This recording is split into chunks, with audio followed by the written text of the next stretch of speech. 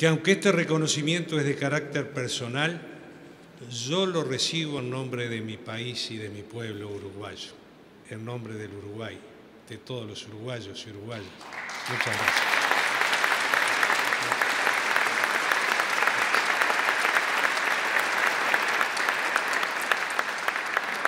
Y también de todos quienes de una forma u otra me han ayudado a ser merecedor del mismo.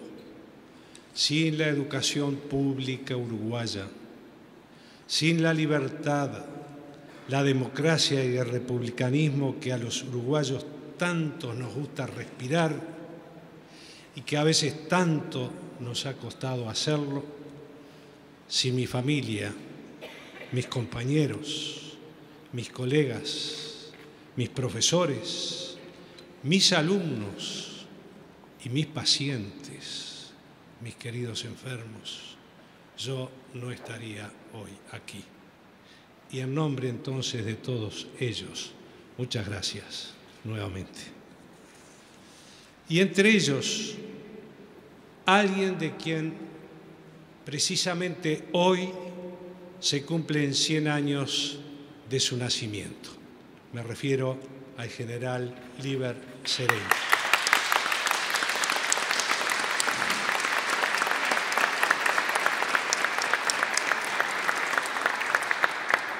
Auténtico soldado artiguista, líder histórico de la fuerza política que me trajo a la presidencia de la República y patrimonio de la democracia republicana uruguaya. En este instante, nuestro recuerdo y homenaje nada más ni nada menos que al general del pueblo, general Líber Seregni. La segunda precisión. Los premios que tanto valen y que tanto lo sentimos y tanto agradecemos no son diplomas solo para encuadrar y exhibir. Tienen que ser, son un estímulo y un compromiso para seguir adelante con las causas que lo motivaron. Y aunque generalmente los premiados no somos jóvenes, creo que tampoco somos lo suficientemente viejos para quedarnos cruzados de brazos. Seguiremos adelante hasta donde la biología lo permita, porque la ética indica que siempre se puede ser y hacer algo más por los demás, que son, tal cual usted lo decía, señor presidente, nuestros semejantes, nuestros próximos, nuestros hermanos, la razón de ser de todos nosotros. La tercera precisión. No es común que alguien proveniente del quehacer científico desemboque en el acontecer político. Sin embargo, a veces sucede, y ello creo no es fortuito. Sucede, y admito que en esta afirmación hay una buena dosis de convicción y experiencia personal, que las mismas motivaciones que llevan a la ciencia conducen también a la política. La ciencia, en tanto a búsqueda del conocimiento permanente. B, base para mejores condiciones y calidad de vida de los seres humanos, de todos los seres humanos, y durante toda la vida. La ciencia como factor de crecimiento económico, la ciencia como formadora de valores y de cultura, la ciencia como factor esencial en la construcción de la democracia. Y la política en tanto, primero, sistema de valores y principios fundamentalmente humanistas. Hace pocos días tuve el altísimo honor y el gran placer de compartir un encuentro, una reunión con el Papa Francisco. Un ser humano excepcional. excepcional. Orgullo de nuestro Río de la Plata y de nuestra América Latina. Y años antes, siendo intendente municipal de Montevideo, también tuve la oportunidad de visitar a otro papa, al Papa Juan Pablo II. También otra persona encantadora, subyugante, atrapadora. Y sabiendo bien el Papa Juan Pablo II mi convicción política como socialista, me recibe en su despacho y cuando nos sentamos a conversar, con su gesto bondadoso, la cabeza un poco gacha, lo primero que me dijo fue: mire, intendente, un gobernante, antes de ser de izquierda o de derecha, debe ser profundamente humano. ¿Y qué razón? ¿Y qué razón tenía?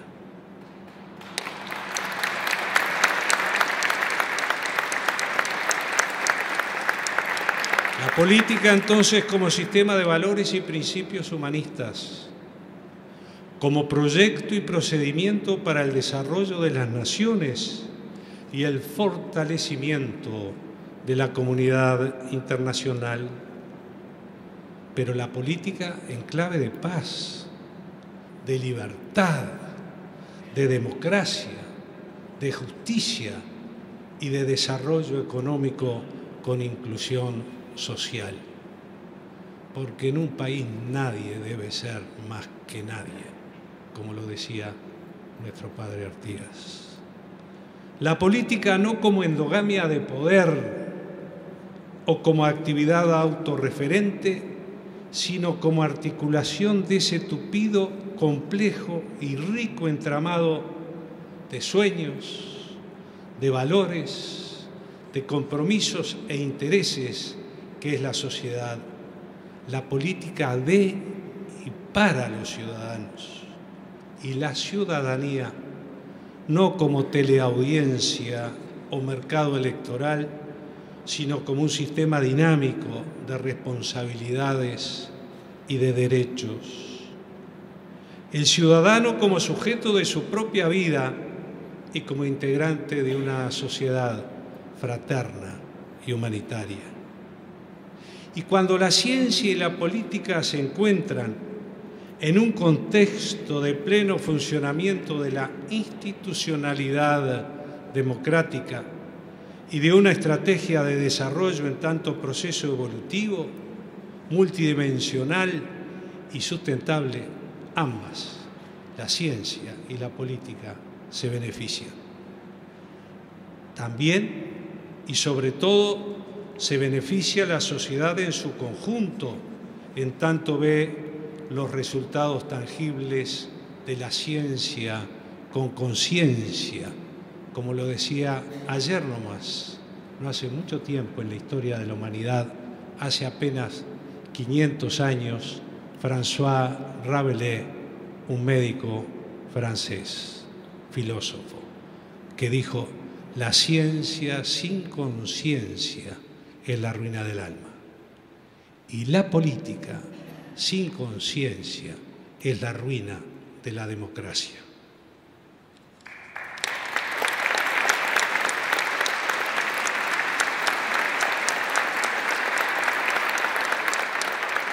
La política de cara a los anhelos, a las necesidades y sobre todo a los derechos de la gente, a los derechos de las personas, de todos sus derechos, de todos los derechos humanos, los derechos políticos, económicos, sociales, culturales, sin excepciones ni discriminaciones.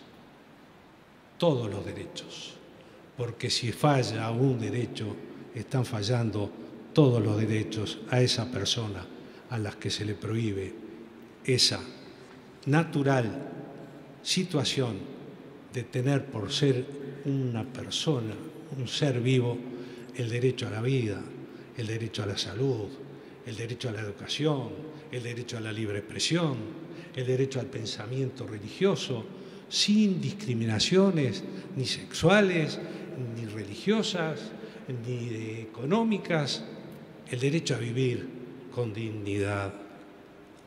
Porque cuarta y última precisión, la realidad no es lo que los gobernantes, los políticos o los analistas y comentaristas más o menos especializados dicen que es, o a veces desean que sea, sino que la realidad es la que la gente vive cotidianamente, más allá de los telediarios, de los comunicados, de las reuniones cumbres, de las cenas suntuosas, de las fotos de familia, de los gobernantes, más allá de los comunicados y las reuniones y las tertulias, más allá de todo eso, la realidad es lo que cada uno de ustedes, cada uno de nosotros vivimos cada día. Y lo que vivimos cada día para cada uno de nosotros es lo más importante del mundo.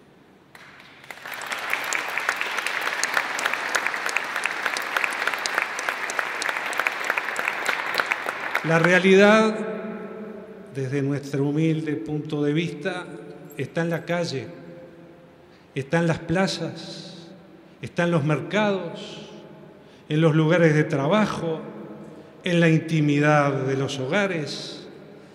En ese presente radican varios futuros posibles.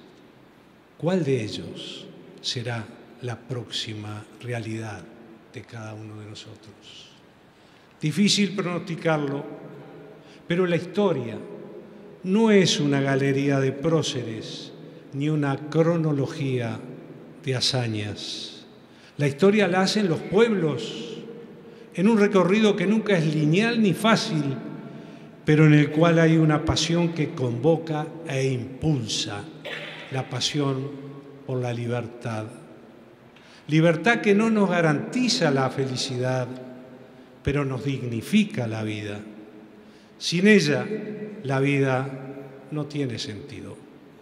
Libertad que implica compromiso con la democracia como forma de gobierno, pero también como estado de la sociedad, y con los derechos humanos, que son, además de un marco regulador de la convivencia social, la propia ética de la libertad y de la democracia. Señoras y señores, referir a los derechos humanos es tocar un tema siempre sensible. Nuestros países, nuestra región, lo saben por experiencia propia. Pero sabemos también que el pasado no muere ni descansa en paz. La memoria, la verdad y la justicia coadyuvan a asumirlo, a ese pasado, a procesarlo y también a superarlo. Reafirmamos nuestro compromiso para con ellas, pero creemos también, y lo creemos profundamente, que el futuro no puede ser rehén del pasado. Por ello, nuestro mejor futuro posible requiere más y mejores derechos humanos. No es mi ánimo polemizar aquí ahora sobre si estamos en los umbrales de la cuarta o de la quinta generación de derechos, pero en cualquier caso, creo tener claro que ya hay que comenzar a pensar en la próxima y afirmar los derechos de las anteriores, que en no pocos aspectos y para millones de seres humanos aún siguen siendo objetivos a alcanzar, como usted lo decía, señor presidente. El futuro no espera, pero tampoco se espera. No debemos esperarlo. Se construye día a día y se construye entre todos. Entre todos. Y en tal sentido, asumimos el premio que hoy recibo como un contrato de trabajo en esa construcción permanente. Y para finalizar, agradeciendo una vez más la presencia de todos ustedes y el premio que se ha otorgado a mi pueblo a mi país, me gustaría terminar con la frase de un escritor uruguayo, Eduardo Galeano, que en su libro Las venas abiertas de América Latina destacó, para cerrarlo, lo que voy a leer textualmente. Hay quienes creen que el destino descansa en las rodillas de los dioses, pero la verdad es que trabaja como un desafío candente sobre las conciencias de los hombres.